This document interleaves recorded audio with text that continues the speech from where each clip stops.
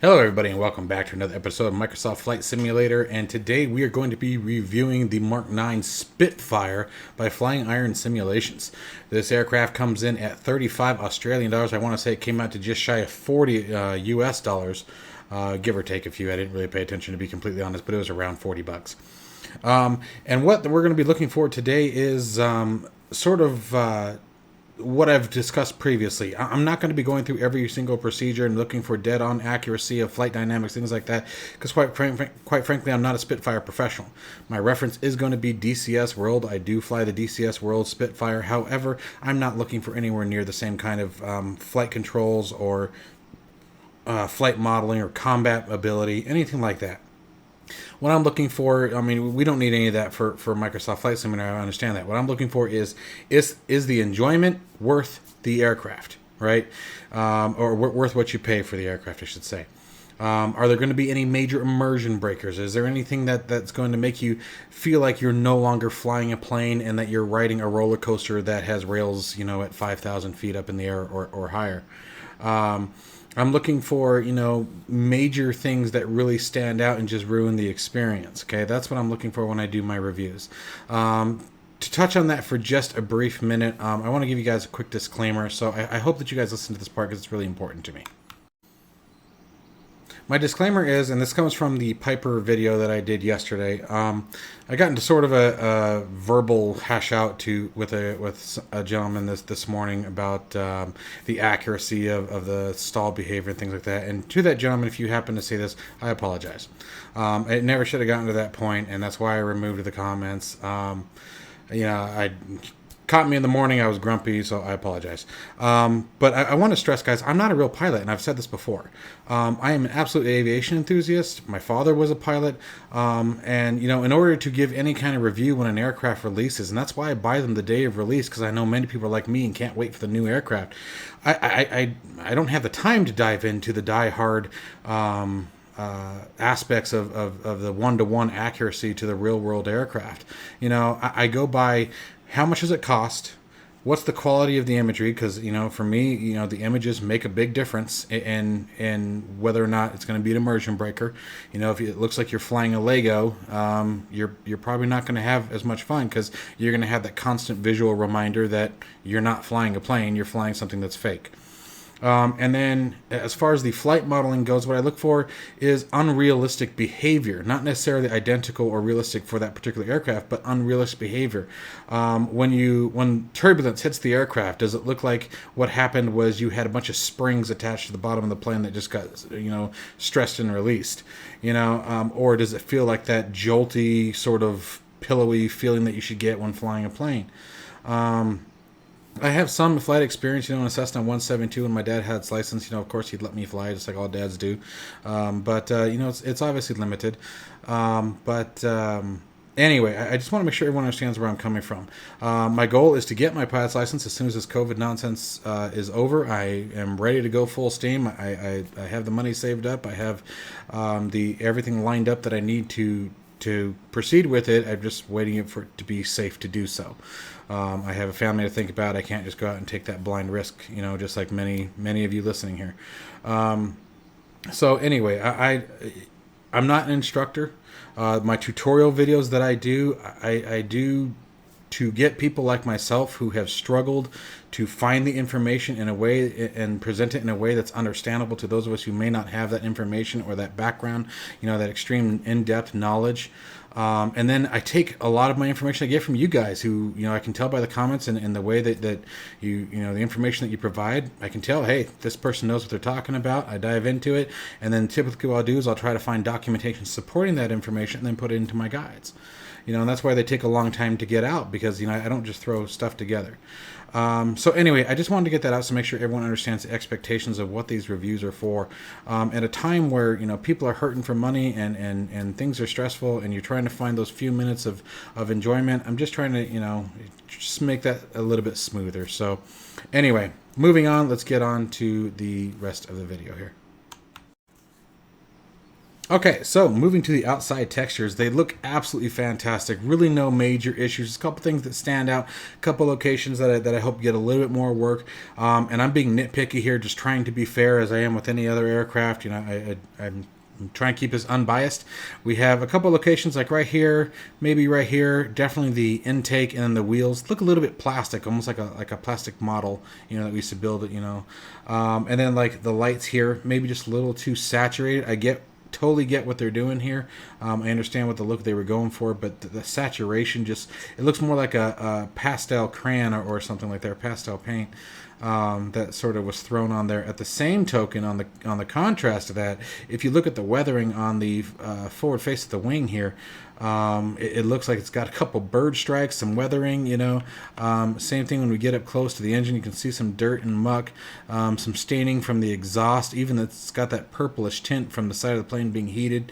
Pretty awesome stuff. But like I said, you know, if you look at the intake, could use a little work. The wheels a little too glossy, they look almost plastic. But again, this is being nitpicky. Again, there's that lighting issue on the bulb there. Same thing with looks like on the strobe light up there on top of the fuselage. But that's the best I can come up with there, guys. I mean, I could get a little further down and deep, but there's no need. I mean, this is great. I'm totally happy with this. The wing looks great. All the joining lines are smooth and look like they're connected nicely. You don't see any jagged edges or any weird texturing down the fuselage or into large surfaces of the aircraft. The coloring is fantastic. The reflection is just right for an airplane like this. They wouldn't be super reflective, you know, given that it made them stand out like crazy. But it looks great. I think it's a fantastic job, and you know, certainly a lot of thought and effort was put into this aircraft. Let's get up to the propeller. I mean, yep, that's exactly what I was seeing. You can even see weathering and scratching and pitting on the propeller. But like right here, you know, this is a little bit of aliasing going on, but again, minor. Look how close I had to get to see it. You know, you back up here, you can't see that. You know, no one's going to be sitting there getting that close to the propeller. So, but at the same token, those little details when you do get up close, those are cool. Those are really awesome. That's a lot of thought put in there, and I love that. So, yeah, I would say the exterior textures look absolutely worth it. Absolutely great. Let's jump in the seat and see what that's all about. All right, so jumping into the seat, again, same game. Cockpit panel looks great. Looks very old and worn. It looks like got some rust and weathering sort of bearing down underneath the paint there. The paint's starting to fade away and fall away. Definitely showing her age, as to be expected. All the weathering and damaging down here from use and abuse. Even the seat looks dirty from you know, those old butts sitting down there. Let's see here. This looks fantastic. So we got our rudder trim, starboard port, radiator flaps, the pitot heat. What do we got here? What is that? Let's scroll down here. Carburetor air filter. Yep, filter in, normal, intake, and operation. Now I'm curious, if I push that forward, if we go back outside, let's take a look at the intake. I don't know if that opens up or not. It looked like that one did. I didn't see any movement back here, but yeah, anyway, I was just curious, totally curious. Doesn't matter at all. I don't even know if that's something that we would see. I was just curious. I don't know that much about the plane. Now, it's really interesting, you know, about the plane is when you first get into it, if you don't do your research on it, you're going to find yourself just chasing all over the plane looking for the battery switch. So if you watch, when we push the throttle forward, I'm going to take the throttle and click it forward. There's our battery power. Oh, and there's our battery switch right there. If we give that a tick. Oh, here, let me get that out of the way. Ah, come on. Move that back here.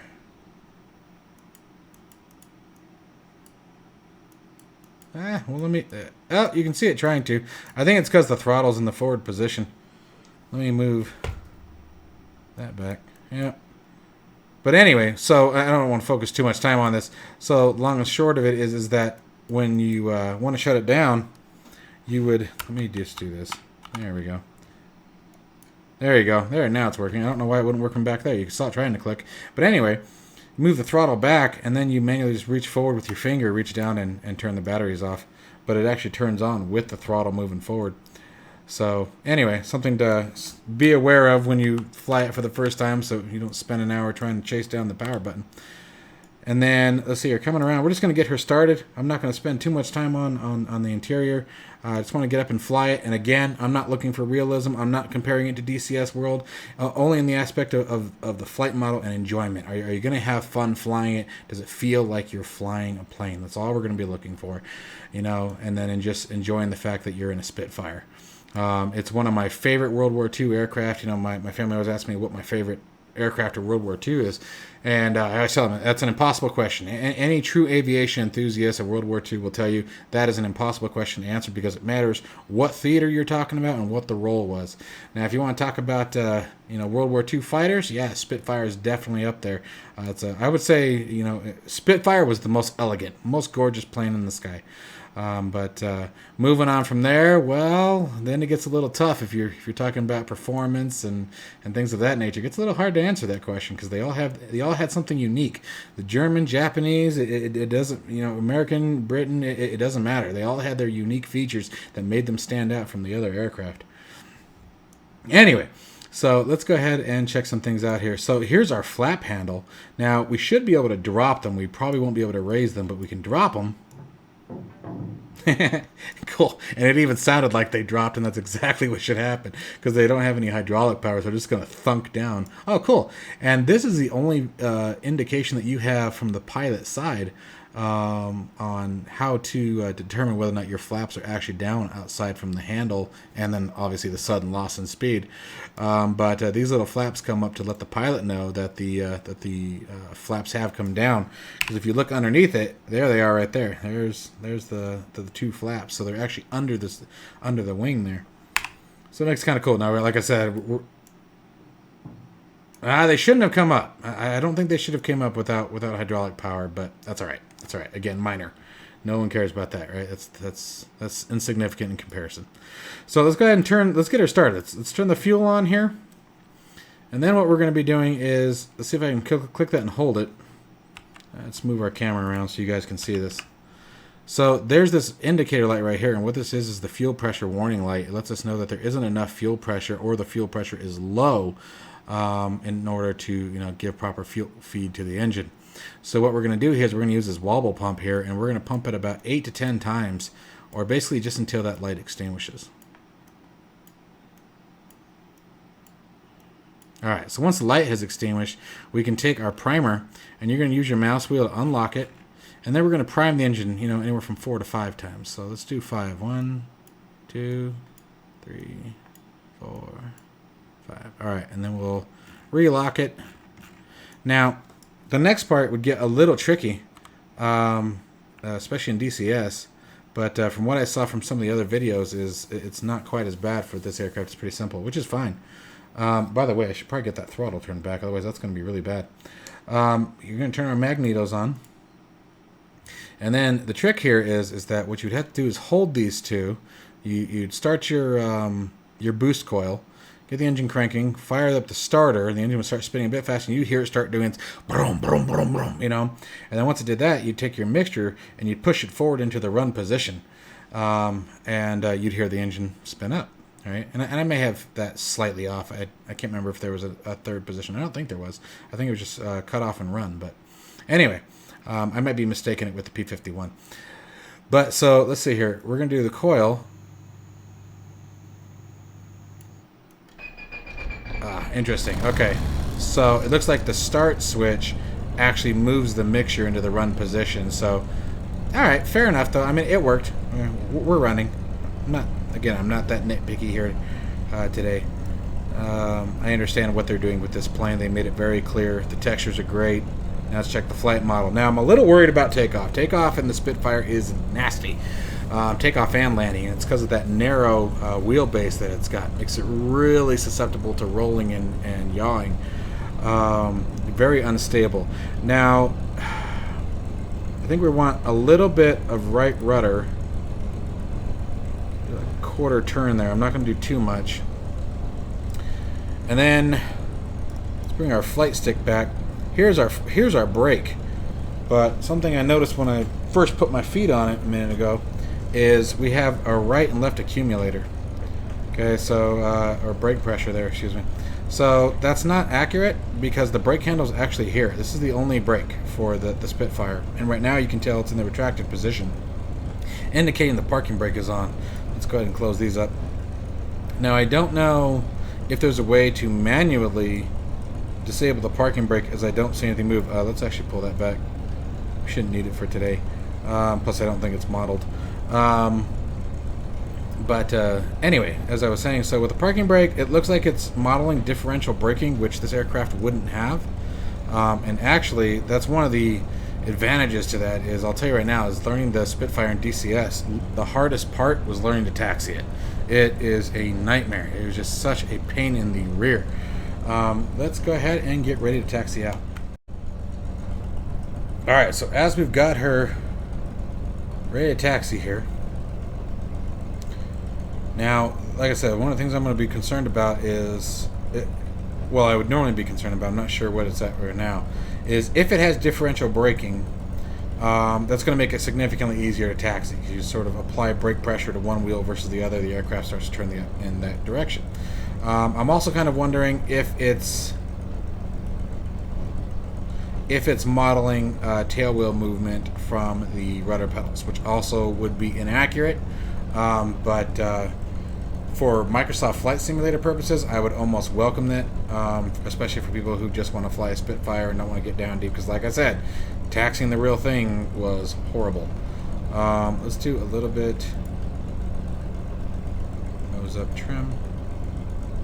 Now, if memory serves, oh, yep, there's our nose. Actually, I think, did we want nose down with this one? I think we might have wanted nose down with this aircraft. Nose down. And then we have our slip indicator. And I think this is rudder position. Let me see.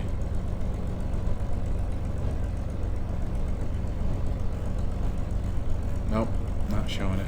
Alright, let me pull that back or we're going to be all over the place on takeoff. Which we might be all over the place on takeoff anyway, because if it's anything like, again, taking off the other one, it's not fun. So we're going to do control pop-up for at least the parking brake.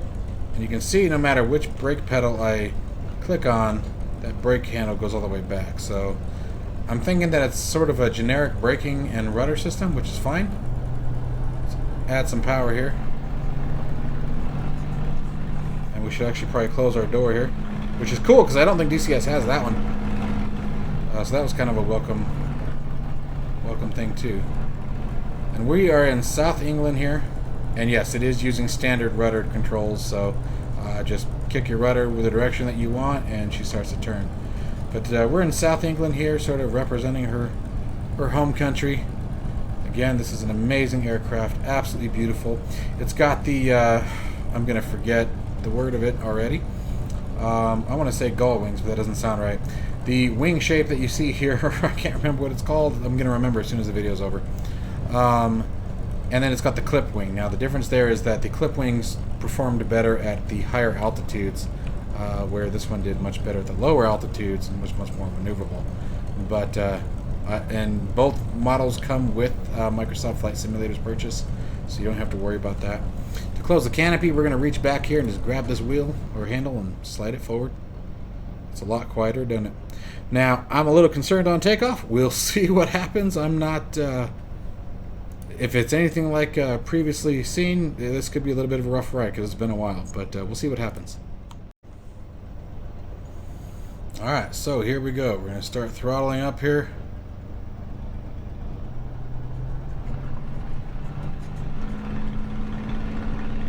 Trying to get an idea of which way she wants to turn. Looks like she's going to the right. Come on, come on, come back to the left. Alright, let's start picking her up. Come on, baby. Come on, baby. It's time to get your big booty up. Come on. There you go. There we go. I was getting a little worried there. Alright, and we are airborne.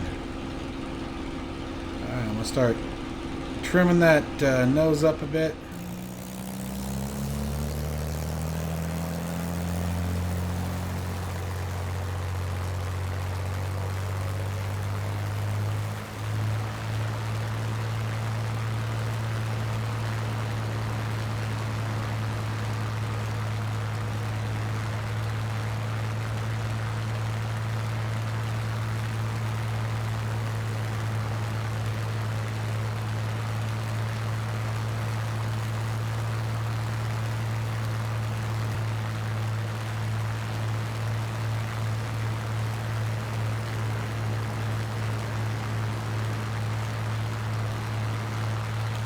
up a bit.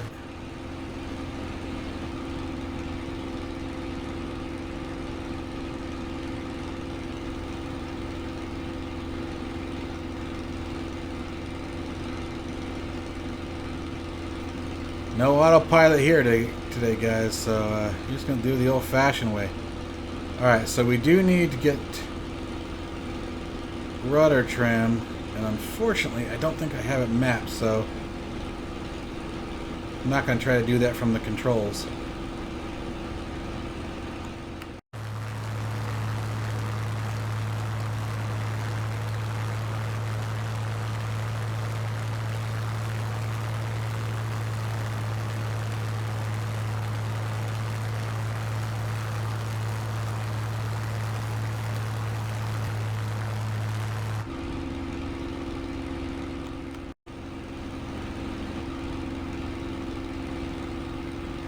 Alright, so flying her. Let's pull that propeller, make sure propeller pitch back.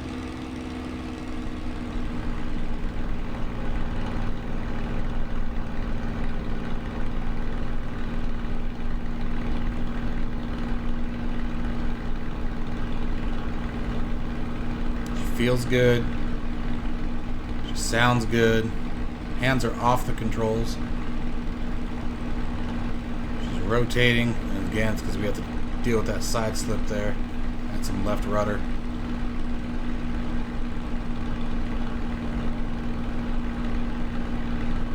I love the sound. The sound is beautiful.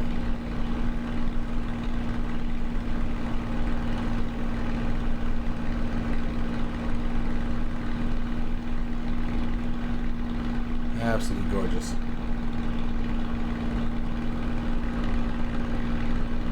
No immersion breakers.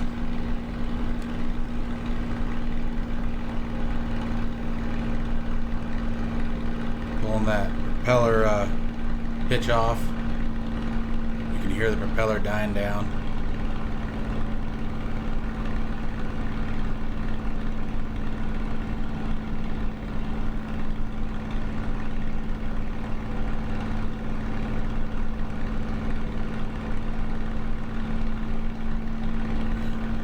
The takeoff might have been a little long for what they intended. I haven't seen anyone else have quite that long of a takeoff roll, so I'm willing to bet that was I may not have been pulling back far enough on the stick,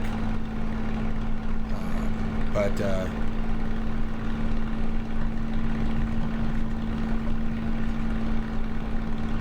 you can hear the airframe rocking and rolling as I did that.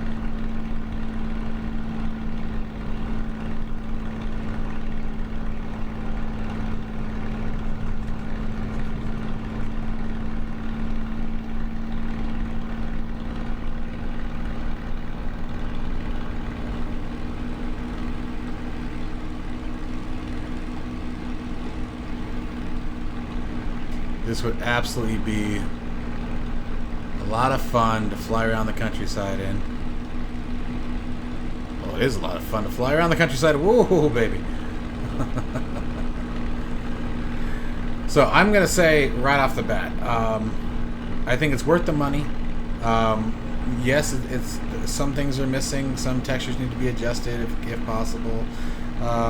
Everything's not probably historically accurate. The engine start process, I can tell that definitely needs a little bit of work. But, you know, other than that, guys, this is a lot of fun. If you're into those historical aircraft, just understand, like I said, there are some things that are not realistic about it. The flight model feels good, but maybe a bit generic. But it's hard to say. You know, I've never flown a Spitfire, you know, other than in DCS, and you know, between the different weather engine systems and effect systems, you know, who knows? I'm still not one to say which is right and which is wrong. I can say it's fun. I'm having a lot of fun flying it. It feels good. I'm having to use rudder input, you know, to really coordinate the turns. Keep it from slipping. So I mean, it's definitely good enough. It's definitely worth the money, I think, in my opinion. So if you guys have it, test it out. Let me know what you guys think about it. I'd love to hear what your answers are. And now the final thing we're going to do is I'm going to try to land it, but we'll see what happens. We'll see what happens. So I'll catch you guys in just a second here.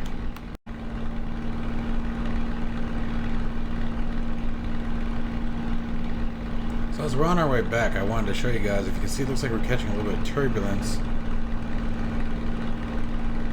You can sort of see what it's doing there to the plane.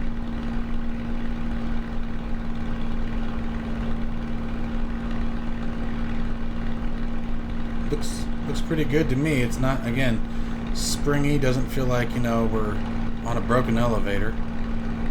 So just thought I'd share that with you guys. But we should be near our departure field. Take a look at this and see what went wrong here besides the pilot, because a lot of things went wrong with the pilot. Move it around. Let's get it to about... Alright, let's see how we did.